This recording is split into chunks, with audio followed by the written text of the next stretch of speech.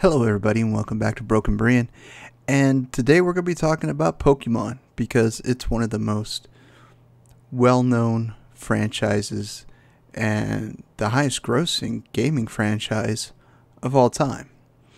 It has sold more games and made more money than any other gaming franchise in the world. Pokemon is just a beast.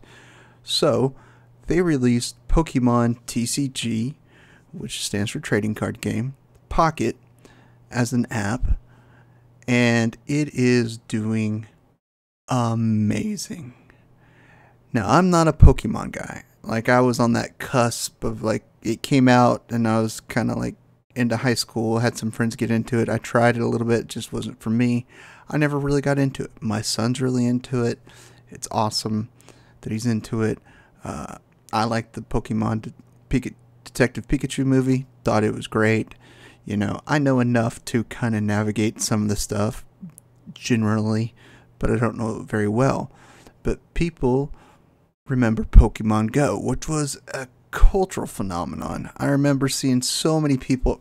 I could drive by and be like, oh, someone reported something rare in this area, because there'd just be all these people swarmed, and it was just so funny. And this is their new game. And basically, it's like just like the original card game, but it's all digital, and it is doing phenomenal. And what do I mean by that? Well, it is reported since its launch on October 30th, it has made $3 million for the first 4 days. Wow. 12 million in the first 4 days on the market. 12 million. That's insane. And the majority of the spenders are from Japan with 45%, then the United States with 25%. Hong Kong and Taiwan make up 4 each. South Korea, New Zealand, France take 3 each as well. This is where the big Pokemon players are. Of course, it's in Japan. It's going to be the big spenders. Pokemon is not just a gaming phenomenon, it's a cultural phenomenon in Japan. And I get it. People love it. I mean, you can't keep making games and movies and TV shows and cards and all this stuff and just still keep making money. People love Pokemon. And let's just take a look at the trailer to see exactly what this game is, so we know exactly what we're getting into.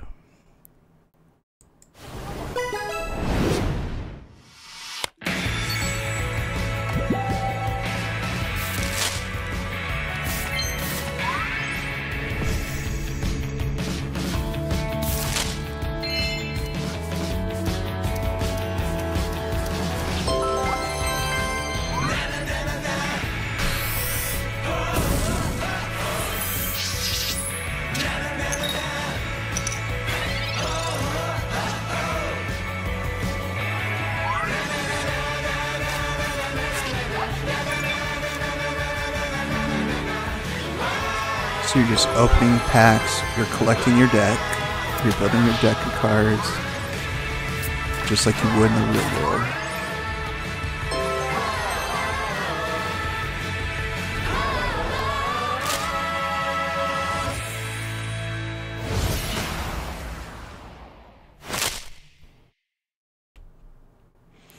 And you can battle, like it showed some battling, you know, just like you would friends and things. And I don't know how that works exactly. Probably you can just do online, just anybody. But people are spending mass amounts of money for this.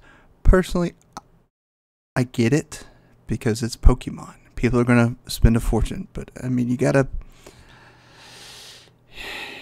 When it all comes to gaming, spending in-game money, you got to realize that you're doing all this, but you're not actually... You don't have anything physical. And I don't know if there's a market where you can trade or sell your cards on this, but if that becomes the case, you're going to see craziness involved. Kind of like when I talked way back about the game Banana. It's a simple clicker game that after so many clicks you get a special banana, and it's become like this huge phenomenon on Steam where people are buying and selling their special bananas on the Steam marketplace. Just to be like, yeah, look what I got. Ta-da! A diamond encrusted banana, or a banana that looks like a seahorse. Anything. It's just, if that's the case, then boom, yeah, we're going to have this weird aftermarket thing that could happen. But Nintendo will probably squash that if it does, because we know they're going after Pal World and other things. They try to make sure that they don't lose their money on this. But, when Pokemon Go is making $1 million per day, it still brings in $1 million per day. Sorry. Pokemon Go is still bringing in $1 million per day. I don't know anybody. I know a lot of people that played it at the time, but I don't know any of those people that are still playing it now. But this is one of those things, and it's funny because one of the top played games right now on Steam is TCG Card Shop or Simulator, TCG Simulator, which is where you own a card trading shop. Like Pokemon, but it's not Pokemon, but it's like that. They're very generic, so you don't have to do that, but it could be anything. And where you're owning this trading card shop, and you're trying to buy and sell, and you run the shop and employees and stuff like that. So this trading card thing, it's not surprising that Pokemon went digital with this, because now we've got games that are just like, oh, now you've got these Sims where you can own a trading card shop. You've got these other games that have digital card trading games. And in fact, I'm surprised we haven't seen something like this earlier. And if we have, I've just missed it. So there may have been a Pokemon card trading game previously, which wouldn't surprise me. But now that it's such, everyone seems to have a smart device now. So yeah, this is the time to do it, where you can rake in the money. Over 10 million downloads in the first 48 hours. 10 million. I mean, if this doesn't tell you that Pokemon is just a huge juggernaut in the gaming and culture world,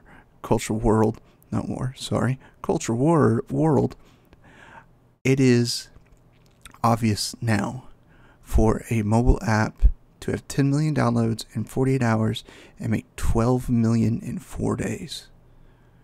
That's just insane. That's crazy. And we'll keep an eye on this game, because I have a feeling that once my son finds out about this game, I'll be downloading it and making sure that he authorizes all purchases through me, because I know how that can go. I do the same. But it'll take some time to get him away from Roblox for a bit. But it's one of those things that I think this is appealing to young fans that love Pokemon, to older fans that grew up with it. This is just kind of one of those things. There are so many YouTube channels that all they do is open up booster packs for Pokemon. Literally. Like, I watched one randomly just because it popped up and recommended. I was like, oh, what is this? And I watched it. I've been flooded with channel recommendations because I watched one video of opening up booster packs. There's so many channels out there that do that. That's all they do, is they make. I'm assuming their monetization means as soon as they get their money from YouTube, they go back, buy more packs, and open up more. Because it's incredible. I was like, some of these channels are opening up tons and tons of stuff, and they're opening up rare stuff that they get at card shops. But it's one of those phenomenon that is just not going to go away. Pokemon's never going to go away. And this is just the newest iteration of Pokemon for us to get our hands on. And I just hope people have fun playing it, because it's Pokemon. And the point of Pokemon is to have fun. Have fun. And honestly, I think we'll all enjoy just seeing where this goes and seeing what type of cultural phenomenon this becomes if it out explodes Pokemon Go, which would be incredible, which would be saying something. It's on pace to do so now. most definitely. But how long will it last? Don't know. Will this have a longer staying power than Pokemon Go? Which I'm impressed that they're still making that much money years later for Pokemon Go. So I don't know how long it's been, but it's been at least 4 years. Yeah, no, 8 years, hasn't it? Pokemon Go. I know it's been at least 8 years because we all remember that quote from Hillary Clinton, the cringiest political statement ever. But I mean, I'll never forget that as long as I live. It just echoes in my head. I'm like, that was the dumbest thing you could say. I mean, you could have said anything, but that was just dumb. Yeah. Pokemon Go to the polls. That was just, yeah, it was just cringe on so many levels. But anyways, Pokemon even made its way into politics. I mean, come on. So, with all that being said, it's just a fun time for Pokemon. And I will see you all next time. And as always, I love you all, and there's nothing you can do about it.